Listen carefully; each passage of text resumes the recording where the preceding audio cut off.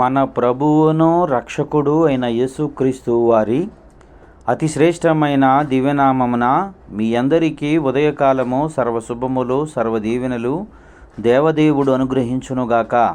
Amen. దేవుని బిడ్లారా, ఈరోజు 30వ తారీఖు సెప్టెంబర్ నెల 2024వ సంవత్సరము.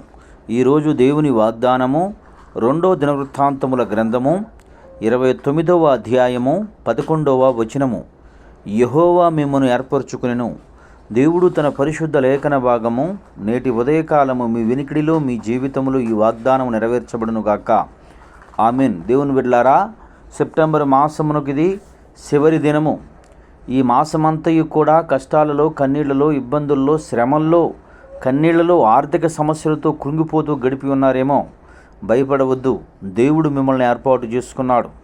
రాబోవు మాసము అక్టోబర్ మాసములో నీవు పోగొట్టుకున్నదంతయు, నువ్వు కృంగిపోయినదంతయు, నువ్వు నష్టపోయిన దాన్ని అంతయు దేవుడు తిరిగి నీకు ఇప్పించగలడు.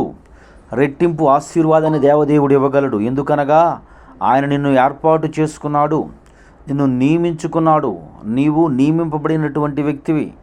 గుర్తించు అంటాడు అపోస్తలుడైన పౌలు గారు. మీరు ఎలా కొనబడ్డారు అంటే ఆయన రక్తం చేత కొనబడ్డారు. నీ విలువ పెట్టి పడ్డావు అని దేవుని వాక్యం తెలియజేస్తుంది. ఈరోజు ఈ మాటలు నువ్వు వింటున్నావంటే నీవు కావాలనుకునేవి కాదు. దేవుడు నిన్ను ప్రత్యేకమయంగా ఆయన స్వరక్తంతో కొన్నాడు కనుకనే ఈ మాటలు నీకు వినిపిస్తున్నాడు. నిన్ను ఏర్పాటు చేసుకున్నాను అని దేవదేవుడు తెలియజేస్తున్నాడు. నీకు ఆయన కొరకు ప్రత్యేకంగా నిన్ను నియమించుకున్నాడు. అందుకే అంటాడు ఎఫెసీయులకు రాసిన పత్రిక 1వ అధ్యాయం 4వ వచనం నుంచి 6వ వచనం వరకు, జగత్ పునాది ఏర్పడక మునిపే నిన్ను తండ్రిలో ఏర్పాటు చేసుకున్నాడు అంటున్నాడు. రే సహోదరి సహోదరులారా, ఏర్పాటు చేయబడినటువంటి వ్యక్తివి నీవు, ఏర్పాటు కలిగినటువంటి వ్యక్తివి నీవు. ఒకసారి ఆలోచించు.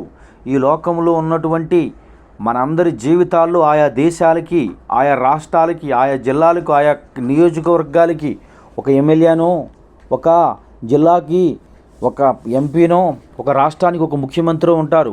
వీరెవరు అనగా మనుషుల చేత ఏర్పాటు చేయబడినటువంటి వ్యక్తులు, ఏర్పాటు చేసుకోబడినటువంటి, నియమించబడినటువంటి వ్యక్తులు. వీరికి మనం కొంత సమయం ఇచ్చి అప్పటి వరకు మా పైన మీరు అధికారులుగా ఉండండి అని నియమిస్తాం.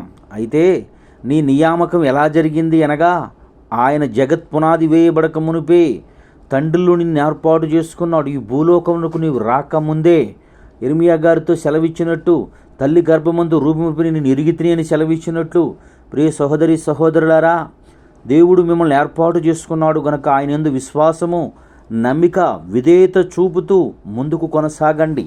నిశ్చయంగా దేవుడు మీ జీవితంలో ఏవైతే లాసిపోయారో, ఏదైతే నష్టపోయారో, ఏవైతే పోగొట్టుకున్నారో, ఏవైతే కష్టాల గుండా మీ ప్రయాణం కొనసాగిందో, రాబో మాసములో వాటికి రెట్టింపు ఆశీర్వాదాన్ని దేవదేవుడిస్తాడు. బహుశా ఈ మాసంలో నీవు దీవెనకరంగా దేవుని సన్నిధిలో నీవు ఉన్నావు అంటే ఇంకా నమ్మకం కలిగి ఉండు. దేవుడు నిన్ను ఇంకా అధికంగా దీవించి ఆశీర్వదించి అనేకులకు ఆశీర్వాదకరంగా దేవుడు నిలుపుతాడు కనుక సహోదరుడా, ఒకసారి నిన్ను గుర్తించుకో. నువ్వు ఏర్పాటు చేయబడిన వ్యక్తివని గుర్తించు సహోదరి. ఆయన యందు విశ్వాసం కలిగి ముందుకు కొనసాగుతూ ఆయనకు లోబడు నడుచు కృపాస్థితి దేవుడు మీకు అనుగ్రహించునుగాక. ఆమెన్. తండ్రి, నీకు వందనాలు, స్తోత్రములయ్యా.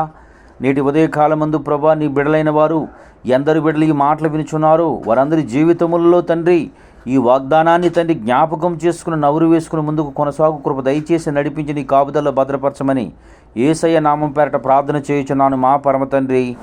ఆమెన్. తండ్రి అయిన దేవుని ప్రేమయు, కుమారుడిని యేసుక్రీస్తు వారి కృపయు, పరిశుద్ధాత్మ తండ్రి అన్యోన్య సావాసం ఇప్పుడునూ ఎల్లప్పుడూ ఆయన సన్నిధితో సదాకాలం తోడైండి అంబడించి నడిపించునుగాక. ఆమెన్. God bless you. దేవదేవుడు మిమ్ము దీవించి ఆశీర్వదించును.